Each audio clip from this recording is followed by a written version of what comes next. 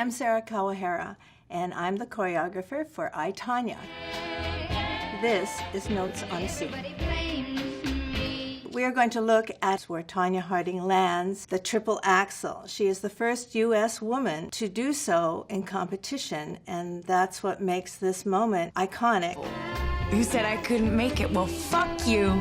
I did. I proved everyone wrong. As a choreographer, I had to really study all of her competitions and her skating style, her stroking style. I had about 4 months with Margot Robbie. The choreography was quite simplistic if you compare it to today's choreography. It really personified her personality, which was very aggressive. She just really didn't care what people thought. Hey, Tonya, you suck. What is this, Rednecks on Ice? She just wanted to put herself out there and be given the credit that she felt was due. Here now is Tonya Harding, second after the original program, just 20 years old, from Portland, Oregon. Great power, great speed, great athletic ability.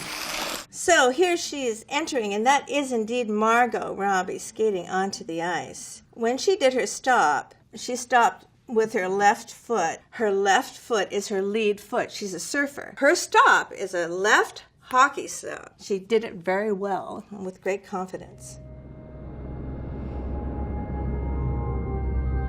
So with this opening position, the director, Craig Gillespie, he really wanted us to create a shot that was going to be so different to sports. A crane shot, very high crane, and she had to hit the mark, getting her hand in this position in line with the crane. We did it several times. It looks so simple, but the lineup is just so important, and it is an iconic shot. He's really right. It was a great shot.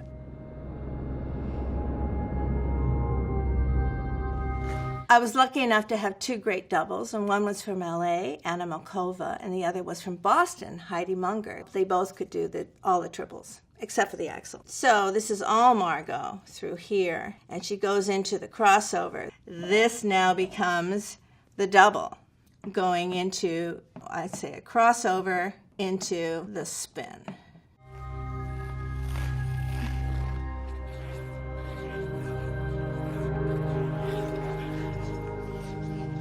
We had to shoot the spin a few times because it's really important to hit your mark and stay there. And if you're a skater, there's always a tendency to travel a little bit. And when this is such a money shot, it was important for her to be really centered. So this is a camel change camel, and she goes from a forward camel on her left foot to changing to a right back camel.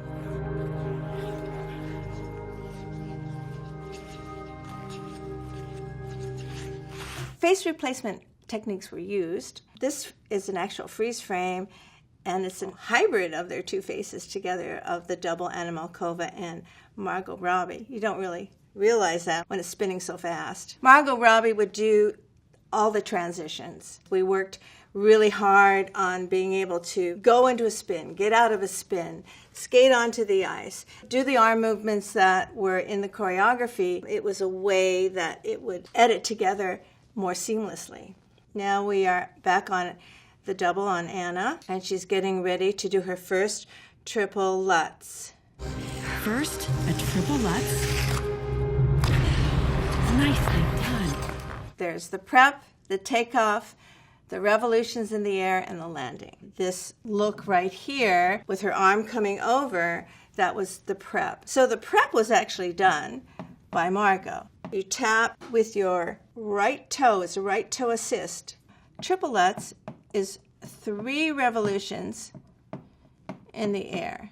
As you'll see in the next couple scenes, they really do an acute breakdown of the jump. This is the transition. This would be the double, and she's getting ready to do the triple axel. Tonya Harding's coach, named Dodie Teachman, really felt that the triple axel was what was going to separate her from the pack. Now we will find out whether she will be the first American to attempt and complete a triple axel jump.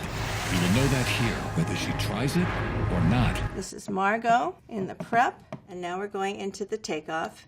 This would be the double. Taking off on a forward, left, outside edge. What makes the triple axel so difficult is that it has an extra half a rotation in the air. Most triples are back-to-back. You take off backwards and you land backwards. But the only jump that you take off forward and you land backward is a triple axel.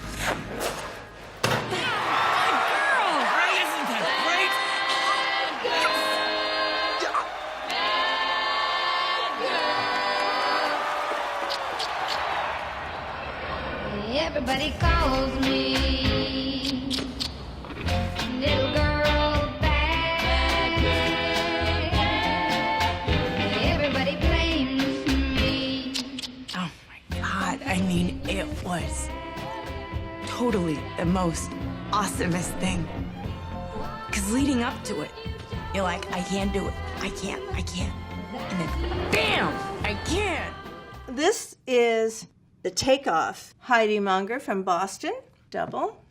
And they used a special camera called a phantom camera. This phantom camera specializes in slow-mo and gives you the extreme detail, which is extremely high resolution.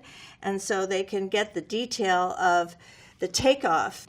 Pushes off, there's no assist. That's what makes this jump harder to do. We're able to achieve the extra revolution because we're able to do a double axel, which is 2.5 revolutions in the air. We must have shot at least 30 double axels. So through editing, magic, we were able to achieve the extra rotation. Margot did some special shots for the face replacement for VFX. She would be positioned in front of a green screen, right in front of a camera, and she had to do it at least, I would say, 2,500 different positions with her head and her torso. There's the last rotation and land. Clean landing on the back right. This is the iconic celebration of landing the jump, and Margot did this all by herself. The landing. She actually did the landing, and then she had to turn forward. I think it sounds really easy. Oh, I'm going backwards, I'm going to turn forward. It's only 180 degrees. And she said, 180 degrees?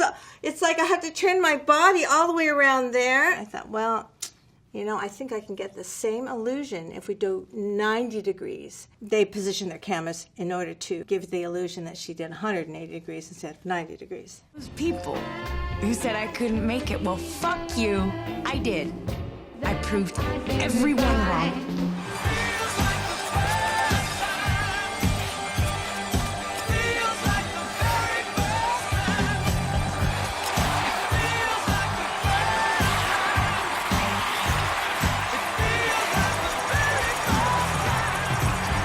So continuing on in the program, this is the footwork that she did. This is the double doing the footwork. It's a death drop spin. So she changes to a forward scratch spin. Margot learned to spin a little bit. I taught her the exit of a spin to the stop to the final position. So this gets edited from the double to Margot. Spin, exit, final position. The style of choreography was very 80s, and so there are a lot of sharp angles, and also really suited her personality and the way that she moved naturally.